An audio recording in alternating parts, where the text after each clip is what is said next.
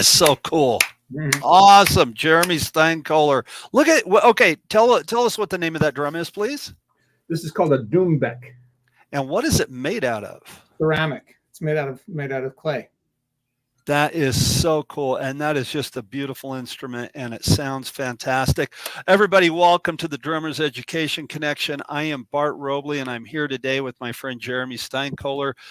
We just had a cool check-in with Rick Stojak. He's on Southwest Airlines flying out of Orlando, Florida today, and he is on his way home. Chip is not here today, so it's just going to be the two of us, and we are going to be talking about percussion instruments and the importance of learning percussion and how it can serve you. And Jeremy just played that incredible Doombeck and it sounded phenomenal. So thank you for joining the two of us in today's show. And we really appreciate it. We're going to start our show like we always do. We're going to take care of some work here. So if you want to help us keep the lights on here, you can go to Patreon and you can become a Drummers Education Connection Patreon person and sign up. You win all kinds of cool stuff through there, different mentions on the deck and a few other things. You can go on there and read all about that. And then we're also going to talk about good things, the stuff that we do that is good, the stuff that we have going on in our lives. So Jeremy, what do you got going on that's good, buddy? There's all sorts of things good right now for me. I mentioned last week that Evan's off to Northwestern in the fall, and that his band just won the California State Jazz Championships. He's going to go on tour to Europe this summer, play a bunch of jazz festivals. They're playing at Umbria and Vienna and the North Sea Jazz Festival, all places I would very much like to go play as well. But my son beat me to it. I got a new album coming out in June with the Erica Oba Trio. Super excited about that. Really beautiful music. I'm going to play for you guys a little bit, maybe next week. And, another really cool thing that happened for me was I sent a copy of my book to Butch Norton, who was on our show a couple months ago, from Lucinda Williams. He's a drummer with Lucinda. And he just got back to me a couple weeks ago and just was raving about how much he loved it and how he ordered it for his friend. And that just made my week, man. Whenever awesome. Yeah, it was really cool. So, and also Walfredo Reyes Jr., he started reading it too, and he said, "Man, I'm loving it." So, super excited about getting that feedback from the guys who I respect so much, and their opinions mean so much to me. So that's really cool. Yeah, thanks, bud. How about you? What's going good for you, buddy? You know what? What's going good for me, first of all, is that I do have a copy of Finding the Groove in my hand, and I'm going to echo what they said. I've read this book a couple of times, and there is so much knowledge in the pages of this book, and it's sometimes it's just so eye-opening, and then other times it's a reminder. You read it with the the mindset of a teacher, and you're like, oh man, I used to tell that to my students, or I thought about it that way and I forgot about it. We move on to different things in life. So thank you for writing an amazing book. It's greatly appreciated. I got a lot of good stuff going on. We've been out on the road, and the Sam Morrison Band, and that's what kind of spawned today's show, the percussion thing. And I'll tell a little story about that in a moment. But the band's doing great. We're playing a lot, which I'm incredibly thankful for. We're back to pre-COVID show numbers and more, and we're kind of graduated. We're not playing. We play any venue that hires us. We gladly do, but we've graduated into some bigger venues, which is really nice for all the reasons you can imagine. And the new Ruins album, my side project, is coming along fantastic. Worked on a song this morning called Shine on Me, and it's got a really cool groove to it. It's got a really cool bridge to it. It's an incredible piece of music. I'm very proud of it. And I too will be sharing that with you guys as soon as we're ready to kind of start releasing stuff. So yeah, a lot of great stuff going on. Congrats. A lot of great stuff. Thank you. Thank you. So today we're talking about percussion instruments and the importance of percussion and how what it means to us and how we use it in our lives as drummers and as musicians. I've often said that when we add percussion to an album, I've heard people say it's the icing on the cake, and I even think of it more as like it's the sprinkles on top of the icing. You know, Mhm. it adds so much to an album, and it brings an album to life. It really does. It's ear candy. And then for live performances, when done correctly, so that kind of Mhm. out of there. We'll talk about eh, that. Yeah, yeah, We'll talk about that in a moment. yeah. That's kind of one of our jokes here on deck, but that is also it adds so much to the performance of a song live, and it's sometimes just that little thing within the song that lifts it, or again puts the ear candy in there, and it is noticed because you'll have musicians or drummers or just in general people come up and say, man, I saw you playing that, what was that instrument that you were playing at this show that I just did this last week, day before yesterday in Indiana, and really cool stuff. So anyway, we're going to talk about that. Jeremy, let's go back to what you did at the beginning of the show. Show us that instrument. Talk to us about it. Tell us what it is and how you play it. Show the thing where you put your hand inside and where it comes from and all that sort of good Sure, stuff. sure. And just for the record, I have in my little studio a whole bunch of other percussion instruments that I also play. This is just the one I grabbed. I have an Irish bowron. I have a Brazilian pandeiro. I have a cajon, and of course a whole bunch of different shakers and tambourines and things like that. Different things you can hit. I've even played on one recording. I used you know the game Bananagrams. I used a Bananagrams Yeah. full of tiles, and that was my shaker. Anyway, you know, and just for the record, I have a lot of friends who are professional percussionists. So like we're talking about it in context of drum set, and you know, it being an additional thing because most of the people who watch our show are drum set players, right? Right. But you know, there are people who obviously make a living playing percussion. You know, Walfredo Reyes, Jr., who was just on our show, he actually started out as a percussionist, and played in Chicago as a percussionist until he got the gig as a drum set player. So we don't mean to, you know, reduce this idea of playing percussion in any way to sort of an auxiliary thing. You know, it can be the same validity and importance of an instrument as anything else. Yes. On the different styles of music, the percussion comes forward, and another style of the music, the percussion is more behind. So we'll talk about all that different stuff. In any case, off my soapbox, this is a doumbek. It's made in the Middle East, or from the Middle East, I should say. They have metal ones. Sometimes they're called darbuka, which is a slightly different looking thing. And they have a plastic head. So mostly it's typically in this kind of hourglass type of shape. And then the bottom is flared out a little bit and has an opening.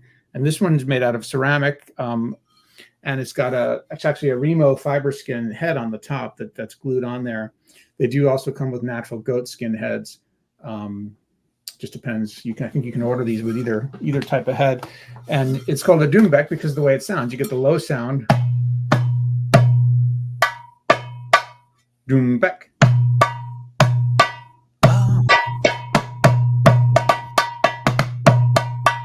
And you put it in your lap and hold it across your lap like this. I've got my chair kind of in the way. And you can play it with two hands and use your fingers.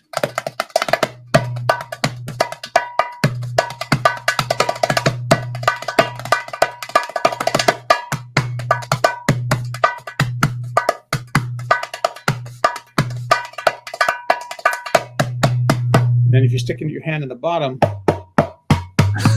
That's my favorite part. I love tricks. yeah, you can get that low voice and really manipulate the sound by changing the pitch. Yeah.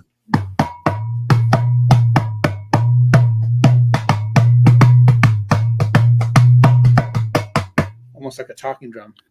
That's really cool. Now I'm kind of watching you play it there, and it almost looks like you're playing it like you would a conga, where you're hitting this part of your fingers against the edge of the drum, and the inertia of your fingers slapping the drum is where you're getting the tone. Am I correct?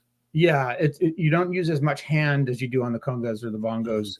It's a more finger oriented, but Yeah. Okay. but yeah, it is that same thing where you're sort of hitting on the edge here and letting the fingers kind of thwack against the head. Can you change the head on that drum? You can't. I can't.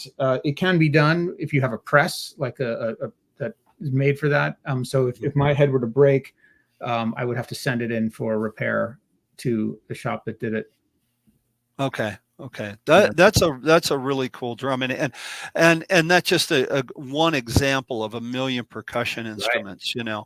And I like that. I like that it I don't know. I think something like that, like you said, there's so many people that make a living as professional percussionists, and this expands your horizons as a as a drummer, because now you're going down the road of, okay, yeah, I'm playing a rhythmic percussion instrument, but it's way different than the drum set. How did you get started with that? Yeah, Like with that instrument, how'd you get started with it, Jeremy? that's great. When I went to school at the University of Michigan, there was a guitar shop in town called Herb David's Guitar Shop. And my friend Jamie Rustling, who recently passed away, he was a percussionist and worked at the guitar shop selling drums. There was sort of like a little back room. And most of the drums, they didn't sell drum sets, but they had all these different percussion instruments. And, it's maybe a little bit of a hippie kind of vibe there. So they had, rain sticks and Cool. it's just interesting instruments around the world. And I would just go hang out with him there all the time. And he played all these instruments, and he played tabla and he played congas. And he basically showed me how to play that, just hanging out at the shop, many times. And then I picked one up. And, I'll tell you, no matter what percussion instrument you pick up, if you're already played the drum set and you're a trained drum set player, you've got a massive leg up on learning any of these percussion instruments. And Correct. It's all rhythmic, obviously. Sometimes there's different techniques. You got to learn to, just because you're a drum set player doesn't mean you can play congas well, right? Right. Maybe have really good time and have good rhythmic acumen when you play congas, but you got to learn to generate the sounds of the drum. And that's the big part of the technique. When you take lessons to play congas or bongos or timbales, to learn the technique and the tradition. But, it's relatively easy for drummers, as opposed to coming at it from, you don't play drums. It's massively easier. So it behooves you as a drum set player, if you want to learn some other percussion instruments. I mean, I've had some amazing gigs on the doumbek, on the bowron, playing cajon, that if I didn't play those instruments, I never would have gotten. And they led to other things. And, it just makes you more hireable, makes you more versatile, makes you more adaptable. Like you can add these colors to songs that many drum set players can't. Right. And when people find out that you play these other instruments, they get excited. Like, oh, that's such a cool sound. I've had bands that I play in. I've had this one band I play in, Jennifer Jolly and Friends. We haven't really talked about that one much on the show. Right. It's a band that plays like sort of roots music from around the world, and a lot of original stuff. And so it's really cool. There's this pedal steel player. He used to play with Chuck Prophet, Max Butler, terrific steel player. Wow. And piano, bass, drums, guitar, mandolin, and fiddle. And lots of us double or triple on various instruments. And so with the bowron, Jenny wrote a couple of tunes for the bowron. Like, she was like, I love that drum so much. I love how you play it so much. I'm going to write a couple of tunes that feature that. Okay. I mean, if I didn't play that, that's an opportunity that never would have come around. Right. Right. So yeah, it makes you more hireable. It gives you more opportunity. It gives you opportunities. It opens up doors. So, at a bare minimum, as a drum set player, you should be able to play shakers and tambourine, like at a bare minimum. If you're playing rock and pop stuff, you have to have that in your repertoire. Yep. And then let me show you a couple things that I have here that are kind of cool and fun. Remember, my studio here that I do the deck show from and I teach from is not only a teaching studio, it's a recording studio. I cut tracks in here all the time for my band. I get hired to cut tracks. So a lot of my stuff has been on the road. Or is on the road. It's in the trailer coming home, because I just played a percussion show. We'll talk about that in a minute. I've got this old wooden Ludwig tambourine. It's probably pretty loud against that condenser there. Unfortunately, when I got it, somebody had cut the head off of the tambourine, so I can just use it as a shakeable tambourine, or I can hit it on the corner, but I can't get the I can't get a nice head sound out of it. I am going to hopefully have a new head put on it. But an old wooden tambourine, you don't have to have an old wooden tambourine. You can have a newer one, a plastic one, whatever. But like Jeremy said, I think just knowing how to get sound out of a tambourine, how to play the tambourine, where to place it within a song to lift the song. I'll give an example of that in a minute on a song from the Ruins album that I'm talking about that I just did. I also have a couple shakers here. This one's a fun little shaker. It's really quiet. It's a wooden shaker. I don't know how well you can hear it. Yeah, we can hear it great. Yeah. I was walking through, I don't know if you guys are familiar with a store called Living Spaces. But there's a store out here they're all over the United States called Living Spaces, and had this thing of just like a basket full of different percussion stuff. And it had these little eggs in there. It had a really different sound than a plastic egg. And I do remember, and yes, Jeremy, it was a Led Zeppelin song. There was a Led Zeppelin song playing as the music in the store. Mm-hmm. And I saw these things. I was like, oh, cool. So instinctively, I picked it up and just started playing along with the song. And a lady walks by and she goes, wow, you ought to do that for a living. You're really good. I was like, oh, well, maybe I'll buy them. I'll make it big, I think I said as a joke. But, anyway, so shakers. And then this is another cool shaker that I have here. Now, you guys know that I'm sober, but there's a story behind this shaker. Check this out. Now, even and just so people know, when I did drink, I didn't drink Coors, but there's a reason why I got this one. We were at a little guitar shop in Wisconsin last year on tour, and this guy, they had music lessons in there, and he made these shakers, and he made old beer cans, and he would make them into shakers. Well, I'm from Colorado, so I was like, well, I got to get a Coors shaker. Yep. And you know what? I've used this on a number of different records. Sitting over here, we have this. Guido. The Guido Sarducci. You're saying it wrong. So I don't have my stick in here to play it with, but I've got a Guido. I've got this. As a matter of fact, this is sitting here because I just recorded it on an album, old school wood block that's mounted. It can mount on your bass drum. All these things, again, this stuff is ear candy. This is stuff I was in here doing an album. I did a side stick on a snare drum. I was like, man, it needs a little something more to make that side stick pop out. So put the wood block over the top of it. Sounded fantastic. So all these little things that sometimes, if you're a young drummer and you're walking through the percussion and drum department at your local music store or your super chain store, and you're looking at the new drum set that you want, but there's a wall full of this stuff, pay attention to this stuff. Learn how to use it. Well, that's a piece right there, is learn how to use it. So, there are a lot of drummers who think because they play the drums, they know how to play these percussion instruments. And though you can sometimes fake your way and get by just fine, it's a different thing when you know how to play it. So I'll use the Guido, for example. I don't have mine here. Mine's down in my studio, but I used to, back in my 20s, I didn't know the technique for playing the Guido. So I just went tap, tap, tap, tap, scrape, tap, tap, scrape. And it sounds like the Guido pattern, right? Right. But then I had someone hit me to the actual proper technique where you're going down, up, down, where you're doing this sharp downstroke and pull it up really quick. Right. It's this constant back and forth motion. And as soon as I learned that, now it really sounds like the way I'm hearing it on these records, right? And I'm proper technique. So, my recommendation is find a local percussionist, a percussion teacher in your area, and go take a lesson. All you need is one lesson, and you can learn 4 or 5 different percussion instruments, just to sort of the basics, and then you go practice on your own. Right. You get your tambourine technique down, get your shaker technique down. I have one here. I've got a giant collection of shakers. They're down at my other studio, but the one that I keep in my bag is my favorite, which is a Schlagwerk, which is a German company. Just love the sound of this.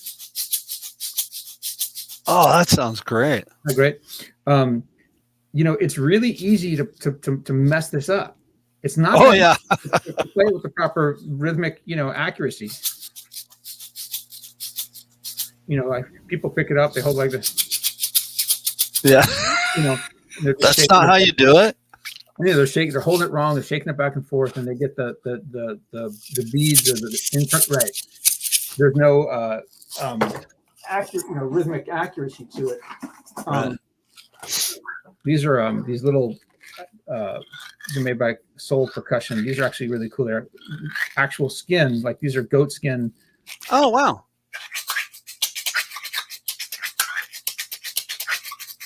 They make this whole range of sounds with these. They're really cool. Dude, those are cool. Show who makes those? Let me see those. I don't know if the company's still around, but there was a guy in the Bay Area named, I forget his name, but the company was Soul, S-O-L Percussion.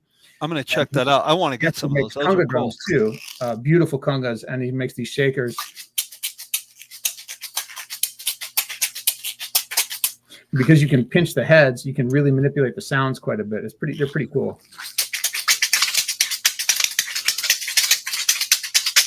Anyway, can you do that? Can you do that in 11? That was in 11. Yeah. Oh, it was. Okay, thank you. I lost one. Sorry, my bad. I want to, Jeremy, if you would do me a favor, I just sent you an email of a picture of me. I want to talk about this cajon, and I didn't mean to interrupt. Did you finish your thought? I'm sorry. That's okay. I don't know where it's going. The shakers. Yeah, take a lesson with your and learn how to play the cowbell properly. Don't just hold it at the bottom and bang away and have it crazy, right? You know how to understand how to hold it properly, where to hit it, the different tones you can get out of it. And if you're a drummer, you'll pick that stuff up quickly, and you'll be much more dangerous with that stuff than if you just kind of winging it. Right. And then there's those other instruments that you actually really have to learn to play, like a pandeiro, right? This requires this is a Brazilian tambourine, if you're not familiar with it. And you watch the experts play this thing, and they sound like drum set players with this only.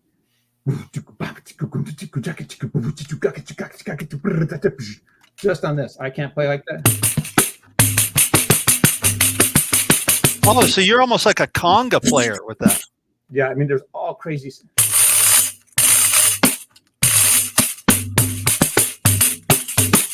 I mean, it's amazing. I'm by no means, I'm like a beginner at that instrument, but that's a whole lifetime of stuff, and the people who know how to play that well, it's like. You are correct. It is a lifetime of stuff. Ron Powell, he played with Kenny G. He's played with many,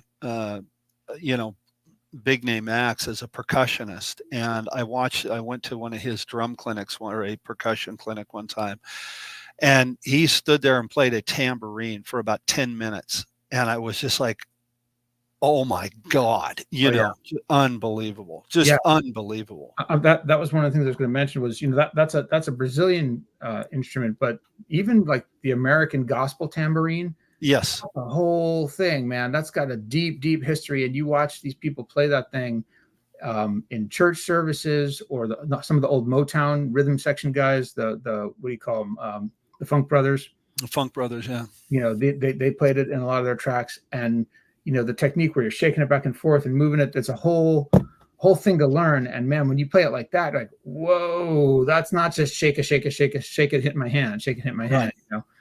There's like I think the reason, like you were saying, Jeremy, to go to a percussion teacher is not only learn how to play the instrument and how to get the sounds out of the instrument, but like you said, with the Oído, once you understand how to play the rhythms and how to create them, but more importantly, where they land within a phrase, because we're so used to in Western music, just 1, 2, 3, 4, we're real one oriented, we're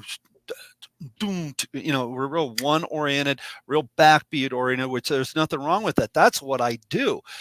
However, I did on my album Scavenger, there's a song called Sins of the Father, and it kind of is very much a Santana type of thing. It's very Santana-ish, and I didn't initially mean for it to be that way. It was when I got the guitar solo from the guy that cut the guitar solo for me. I was like, oh my God, this sounds like Carlos Santana. Mhm. So, well, then I got to throw some timbali on there. So I threw timbali on there and then started putting a conga pattern in there. And then I wanted some bells and some shakers. And I knew right away. I was like, I want this right. So my friend Isaac Sanchez, who has been on Mhm. the show, Mhm. Mhm. recorded them for me. I said, dude, I want you to listen to this, and I want you to cut a couple of cowbells and a couple of shakers. And he put a rasp in there. He did all kinds of amazing stuff, and it was very. It was very educational to hear his tracks, Right. because where those rhythms land isn't always like that Western music, or like we're talking about with the heavy one and the backbeat.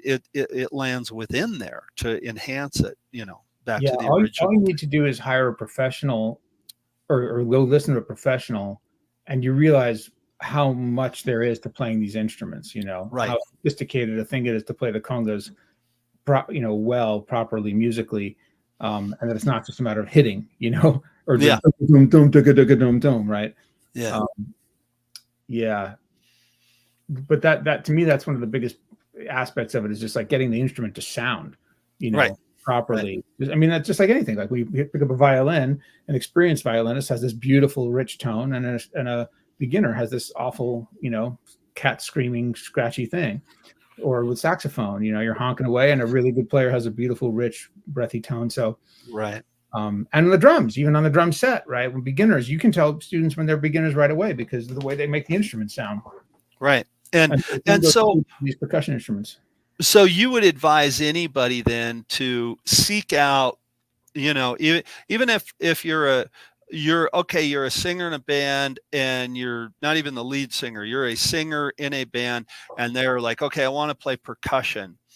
That's Oh, great to know. I know, right? Um, but we said we were going to joke about, we joke about this a lot. And we said we're going to bring it up, but there has been many times where people are like, okay, I'll play a tambourine and a shaker, and you give it to them, and the band goes from wow, we're killing it, to where is this right, going? What is right, happening? right. Well, Your advice would be to take some lessons, learn how to oh, do it. yeah, absolutely. I mean, there are a few things more dangerous than a singer with a tambourine or a cowbell in their hands. Um, A few things more dangerous. you It's know, like a loaded weapon, man. worse. It's worse. It's worse. It's And you can do some real damage. People can be you. scarred by that stuff. No, it's true because okay, so we as drummers have this appreciation for the sophistication and subtlety and nuance and how you play a shaker, right? And Yeah. and oftentimes, not always, but oftentimes singers, oh, it's just a shaker. Give me that thing. It's just a tambourine. I'll jam away, right? Yeah. And the most of the time, especially with shakers and tambourine, those rhythms are the grid. Yeah. 16th notes, eighth notes. And if that grid is not locked and consistent and in the Yep. pocket, oh man, it's like it's awful. Like you're taking this otherwise, good sounding music and just putting this thing on top that's just like all over the place, and it just makes my skin crawl, when Yeah, there was a short period of time where we had some people playing, the percussion live with us that weren't percussion players, and it was just it made your skin crawl because it wasn't in time, it didn't have a good feel to it, even a little bit. But then the other thing that happened was the like for instance, I thought, well, okay, we'll mount the tambourine, and you can play the tambourine on 2 and 4 with the drumstick, and you don't have to shake it. And what ended up happening was, they were kind of getting 2 and 4, but when you're playing rock and roll, we all know that but that backbeat is got to be yeah, there.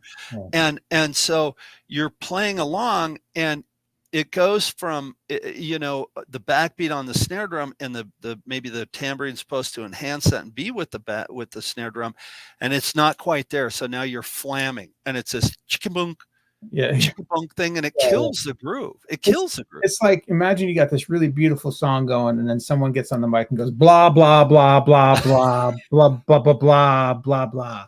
Like, what the Imagine Yoko Ono comes to sing with hell? your band.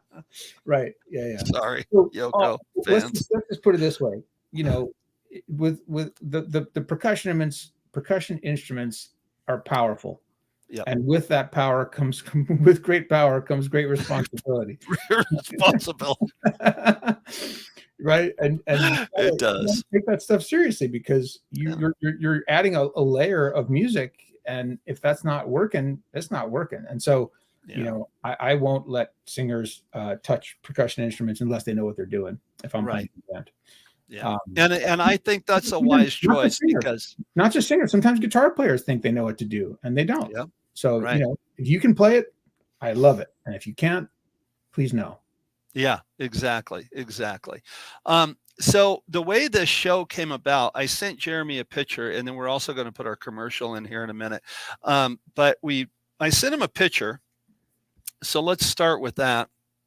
And I want to give kind of a little bit of a plug here. But what happened was, Look at that handsome guy. look at that dude. Who the heck is that A funny case of looking? Jack Daniels. What do you got there? Yeah, almost right. So this is a cajon, and this cajon was made by a dear friend of the Sam Morrison bands. His name is Jack Rye. I wanted to say thank you to Jack, because Jack Rye is actually a guitar builder, and he builds guitars. And a lot of times, I know a number of guitar builders, and they'll buy the body and they'll buy the neck and they bolt them together and wire them up and set the intonation and whatnot. But Jack literally cuts the neck, he cuts the bodies, he starts with a block of wood, and he's phenomenal at it. You can't really see in this picture. You can see the inlays on the top and whatnot, and you can see right there underneath my left index finger the throw off for the snare wires with inside the drum. And it's all dovetailed together. If you don't know what dovetail joints are, it's where the two pieces of wood are cut in such a fashion that they click together like that, and it's glued well. And it is a phenomenal sounding instrument. On the back of it, there's a port. That's where they mic'd it up. You sit on it and you bend over and you play it. I would show it live here rather than this goofy picture of me, but it's in the trailer coming home. We just played here at the Lincoln Amphitheater. That's where that picture was taken, in Lincoln, Indiana. We did a concert there on Saturday, and we played there on Saturday night, and it was an amazing show.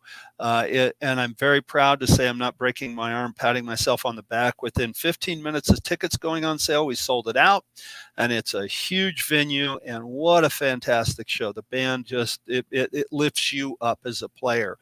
So the guy that is the agent for the place said, "Hey, we're trying to get this acoustic thing off of the ground to do acoustic shows here on Sunday afternoon. Could you guys do your Turn the Page show acoustically?"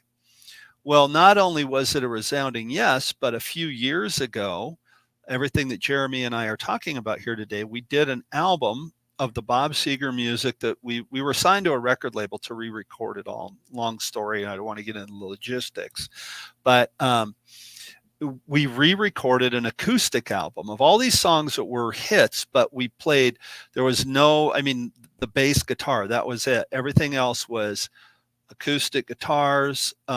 I did a lot of layering, like instead of using a bass drum on a couple toms, I played a mallet with a floor tom, and we built these grooves, shakers, clave sticks, which I don't have any here with me. They're also in the trailer, all these instruments, and built these grooves. And then we recreated it live the other day at this show.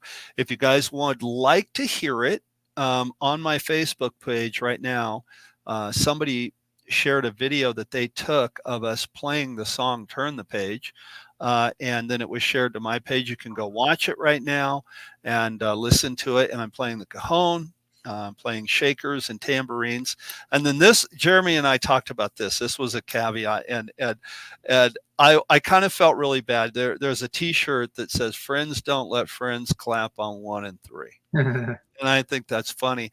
When we got set up for the gig the other day, I was setting up all my instruments, and I had put a cowbell on my bass for like a left foot clave type of thing, and I put it on my right foot. I was playing my hi-hat with my left foot with a ching ring on top of it, which a ching ring, if you don't know what that is, it's a small little tambourine that mounts to the top of the hi-hat. John Bonham used one. It has a very distinct sound. It really adds to the hi-hat. At any rate, I thought, well, gosh, I'm only going to play this cowbell during one song. What if I put the tambourine on my right foot? So I put the tambourine down there, and I started realizing that through the show that I was playing my left foot either on quarter notes or 2 and 4, and then my right foot was either playing quarter notes or I was playing 1 and 3, and so I'm playing 1 and 3 with a tambourine.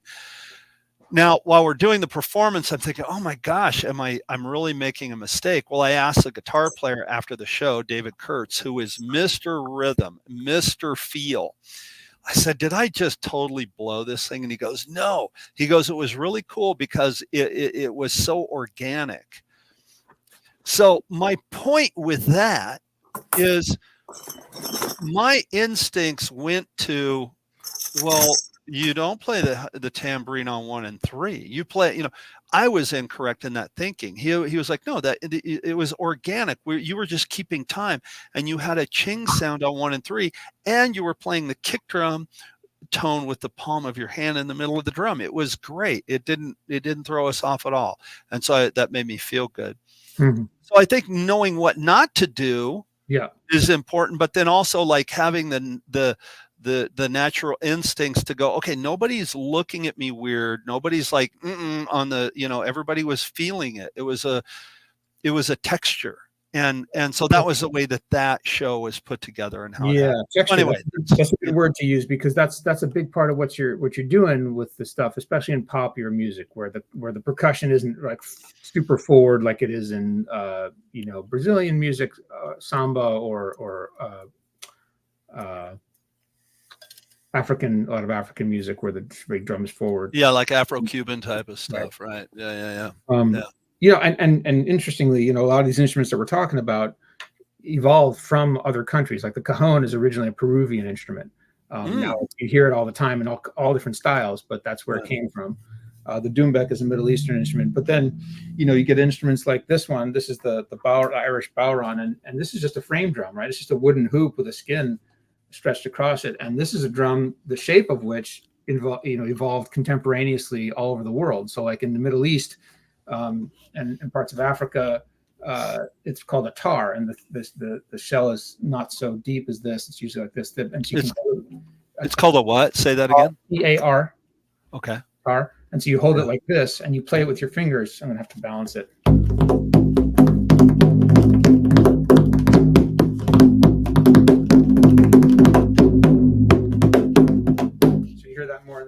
That's cool. But then in Ireland, the technique for playing it has evolved by using a stick and playing it like this. It's called a tipper.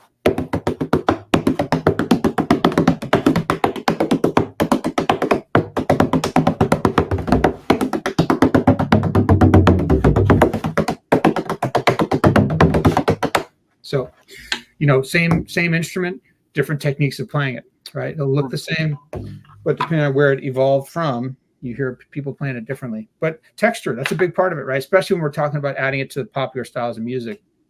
So I was going with this, where it's not all about the drums. You're adding a layer, right? And so, being mindful of like that color of that and then the texture of that is really, really important. And that's part of why I have a whole bunch of different shakers, because this shaker might not be the right flavor for this instrument, or I need a tambourine that cuts more, or I need a tambourine that's softer and doesn't have that edgy sound, because I want it to be there, but not as bright. And so, paying attention to that stuff and picking your instruments based on the sounds that you want to be able to add, that's really important. can't agree with you more. Picking the correct instrument. I'm glad you said shakers, because I showed the two shakers that I happen to have here with me, and that's the little egg shaker, and then also the beer can shaker. This was more of a novelty thing, but it sounds great in Mhm. the right context, you know. And like I said, I've recorded it on a couple of songs. It sounds fantastic. Now, a minute ago, I said something about the wooden shaker, and you just use the word a bright sound. Okay, this is a real warm sounding tambourine, right? Very warm sounding tambourine. If you can, I know when you think of a tambourine tone, maybe you don't think warm because it's so, you know, it's such a high end instrument, but the wooden frame and the brass cymbals, it's a it's not as bright of a sounding tambourine. It's a warm tambourine. Now I have a plastic tambourine that that I play, that is mounted on the drum set, and I play it on 2 and 4 on certain songs. And the plastic frame with the stainless steel cymbals and playing it with a stick is incredibly bright. And it gets picked up with the overhead cymbal mics and it cuts through the band. It's Yeah. a bright sounding tambourine. So the right instrument for the job. Rhythm Tech makes tambourines, most of their tambourines, those half moon shapes that you see. Yes, that's what this one is. With all, you have two different choices for the jingles: are brass or nickel, and the brass are warmer and the nickel are brighter. You know, so this here's right, that you can hear that's much sharper than what Bart was playing. Right, these are these nickel jingles. And actually, I want to show you this thing because it's really cool. I picked one of these up a few years ago. I found these at the NAMM show. This is called a farmer foot pedal, and it's a wooden pedal that you lay down on the floor, and it's got a magnet under the pedal, and when you turn the magnet on or switch it, now it's got this. There's another magnet inside here. Resistance to that pedal, so now it doesn't just fall down, right? So now when you play it, it's kind of like it's as if it's spring loaded, but it's actually sort of a reverse magnet push. Yeah, the polarity is reversed on it, so it pushes it back. So you get this spring action like it's a hi-hat pedal, right? Okay. You want to turn that off for storage, you know, you just go like this, and now it's just normal. There's no resistance. Play it so we can hear it. Play a little tap on it. I mean, I'd have to. So, but here's the cool thing about it. You put it on the floor. Now, by itself, it doesn't sound like anything. There's nothing attached to it, but it comes with all these different things you can buy. Oops, sorry.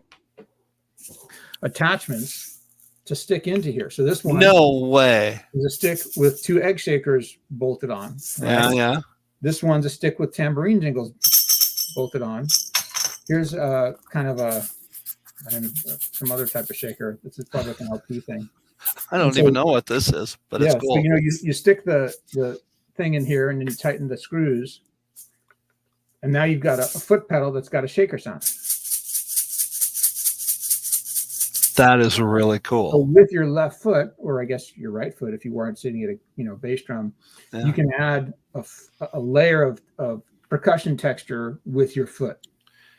So you get with the shaker in there right there. If you play it correctly, you'll get sound. You can play it as a quarter note or an eighth note because you get the sound coming up too. Correct. You get the sound coming up whether you like it or not. Okay, so it does take a little bit of practice to sort of get used to the timing of it.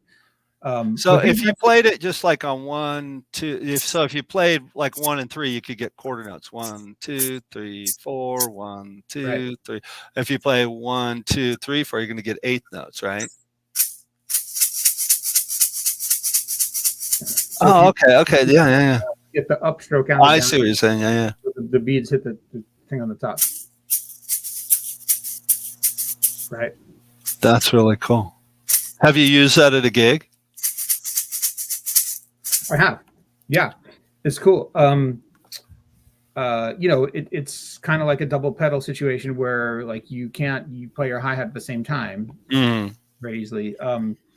So it's usually when I'm doing something broken down, like maybe I'm playing the bodhrán with or percussion, or I'm using my hands on the snare drum, and so it feels like it's kind of an acoustic thing. Or I've used that setup with a cajon. So I'll play a gig with cajon. I don't have a hi-hat, and I add that. Now I've got a shaker with my foot while I'm playing the cajon with my hand. So it's kind of like two percussionists in one. Yeah, there's a cool thing. Who makes that again? Farmer foot drums. I'm And asking for myself. yeah, this is a company that makes these sort of like the drum set in a suitcase type of thing, Yeah, yeah, yeah. but even smaller. It's like it is sort of like a little, miniature, like it looks like a little, Trace Elliott size guitar amp or something. Hmm. And you can set up a kick pedal to it, and it's got a snare drum and a bass drum sound, and you can basically accompany yourself as like a singer songwriter, Yeah. playing your guitar, and then you add some percussion with your feet. Right, If you go on right. the website, you'll see videos of people doing all that kind of stuff. But then they have this just the foot pedal by itself, with all the different attachments you can buy. And there's a cowbell one, and you can mount it. You can mount stuff. I don't have a drum key handy, but you can turn this thing up and mount a little wood block or a cowbell. Oh, okay. That's cool. That's cool. Yeah, it's a really cool device, and beautifully designed.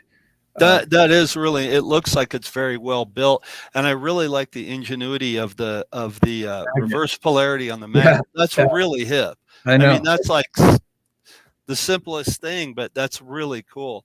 Right. I'm going to use this to segue into. Actually, I'm going to talk about both of our sponsors today. I'm going to talk about Aquarian, and I'm also going to talk about Center Stream Publishing. Center Stream is our newest our newest sponsor to the show. And so what you're seeing right now, and I don't mean to be so self-serving. I'm not meaning to just show this same thing over and over again. I've got to get some other ads from Ron, but this is a plug for a piece that I have out called ASAP Drums Rudiments Plus.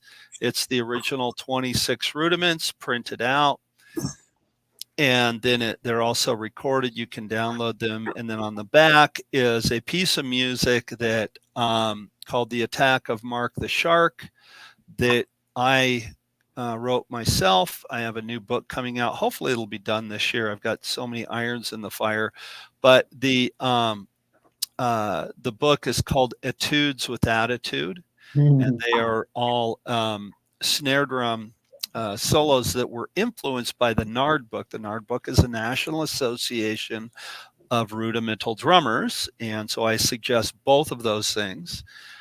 Center Stream Publishing also has a lot of they publish everything. It's not just drums and percussion. They have a lot of drums and percussion stuff. But if you're a banjo player, a mandolin player, a trumpet player, doesn't matter what you play, they have books for everything. So please check out Center Stream Publishing.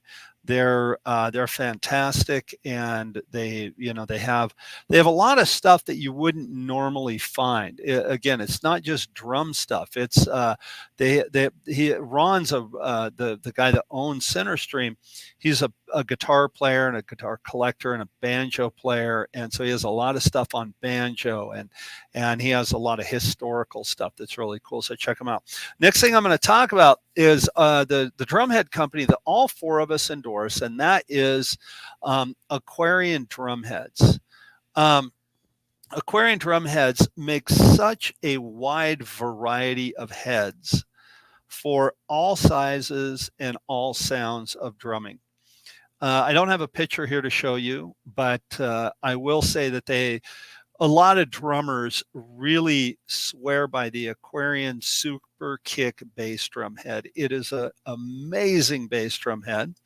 And to go along with the Super Kick, they have what is called a regulator. Now, the regulator is the front head or the resonating head, and it has a muffle ring built on the front of the head. The muffle ring on the batter side of the drum is built onto that head, and the two work together to give you a nice low end, thuddy, boomy sound in your kick drum. They also make that kick drum head in all sizes, like literally from, I think the smallest one that they make is a 10, but it's from 10 up to 26, maybe bigger if you got a 28-inch bass drum. And I put one on a snare drum one time for a recording session that I was doing. I needed a very specific sound. There you go. Make one 2 inches big. They do. They make a 2-inch bass drum head. Look at that. That's cool. And Anyway, so for our acoustic show that we're going to start promoting now with the band, I'm going to take probably a 12 or a 14, more than likely. I don't know which one yet, but that's irrelevant. I'm going to put a super kick and a regulator on it, and I'm going to use that as a low end sound where I had said a moment ago that I had mounted the tambourine. And you know, I'm going to put it in a case, put it in the trailer, and then when we get hired to do the acoustic show, that'll be my bass drum, and it will again add to this texture of percussion instruments that I played at the show the other day. Mm. And it's just one more voice. So there's a kind of a little plug for Aquarian as well. So man, check out Aquarian drum heads. They have everything for your drum set that to get it sounding the way that you want it to sound. They just do. They're phenomenal, amazing people. Heads are such a huge part of how your drums sound, and it's something people don't quite understand. The importance of the heads. They think the sound of the drum is mostly about the drum. It turns out it's mostly about the heads and the tuning. Right. And I've never been able to get my drums to sound as good as when I've put Aquarian drum heads on them. And that's all I've used for the last, 10 or 15 years. They're great. They're consistent. They don't shift. They don't need to break in. They're good to go as soon as you tune them up. And they last forever, and they're consistent. You don't worry that you is this one going to be a good one? They're always really good. So they don't, like a lot of times too, where your heads, they maybe don't necessarily rip or break, but the drum will come out of the hoop. So underneath the rim, all of a sudden it'll come out of the hoop. And doesn't happen with Aquarian. The way that they build the hoops and the way they epoxy them in, it's phenomenal. And like Jeremy said, the drums, no matter what you play, they sound great. When we did Deck Days last month, we all got to play Jeremy's drum set at this gig. We sat in with his band. He graciously let us play, and it was so much fun. And man, that drum kit sounded so good, and it was so much fun to play. He had this beautiful Brooks drum set. He had the Aquarian modern vintage 2s on that kit. And man, I just sat down and felt at home. It just was, it was great. It was fantastic. Beautiful. Yeah. So in closing, let me ask you this, Jeremy. You're a drum set player. You're playing in a rock band. You're doing your thing. You're out there working. Give me some instruments that if you're not going to learn how to play the cajon, you're not going to learn how to play, conga or bongo. It's not your thing. You don't want to learn that, but you want to learn some percussion. What are the go-tos, and where do you start? What do you do? I think at a minimum, you need to have proficiency and own some shakers, a tambourine or two, and a cowbell. Yep. You can keep going from there. You can get some wood blocks or jam blocks. You can get, a weirdo vibra slap, that you use once a gig. Those are the sort of the core ones. I can work a vibra slap into any song. I don't care what it could be the most heard that about you. beautiful classical violin piece. You give me a vibra slap, I will sell that piece. You just made me think of a song. You guys know the band Cake? They're a band from Sacramento. Yeah, I do. I know. Okay. Yeah. I do. They're pretty popular there for a minute. They had a song. One of their hits was called "Short Skirt, Long Jacket." Really great drum part. And if you listen carefully in it, there's like every 8 bars a different percussion instrument that adds and or substitutes. So there's like 8 bars where there's a tambourine. There's 8 bars where there's a cowbell. There's 8 bars with a weirdo. And then they use the vibra slap too. And it's really cool if you listen carefully to hear all those sort of changing textures. That's a good example of a song where we're incorporating all these things you're just asking about. Yeah. So And it's a that's good the way to minimum. think outside of the box too. Right. Like if you're in that position to record something, instead of just saying, "Okay, I'm going to play the tambourine on 2 and 4." Okay, well, I'm going to play the tambourine on 2 and 4 for 8 bars. Then I'm going to play a clave for 8 bars. Then I'm going to play a vibroslap for 8 bars. And you kind of all of a sudden now, instead of, the music becomes art at that point, because Yeah. it's not just, I don't ever think music should fit into this little box. Sometimes that's all you need is that straight ahead thing. But when you start doing that, the listener's ear goes, "What's that? What's Right. that?" Right. Yeah, very Yeah, cool. you're adding to the composition. Yeah, And you'll use those more often than you realize you will. So if, if you're a drum set player, you got to have some of that stuff in your bag. yeah, for sure, for sure. And if you remember, um, and this was a while ago, but I remember Isaac Sanchez when he was on the show. There's a studio down in Brea called Studio 770, and he records there all the time. And he got, I don't know if he got hired or what it was, but he was doing a recording, and it wasn't his normal band.